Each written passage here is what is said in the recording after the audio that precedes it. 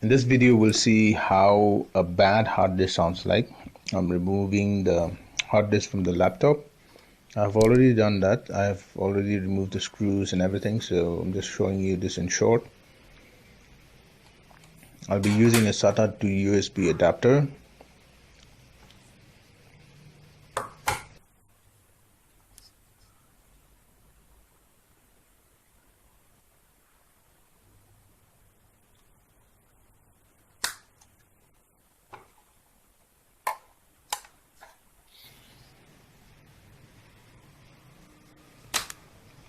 Connecting the cables, and I am connecting this USB cable to a working laptop so that it is detected as a hard disk.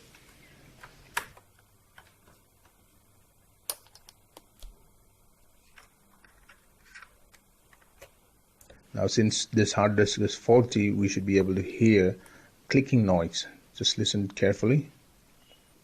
Now you can hear a sound.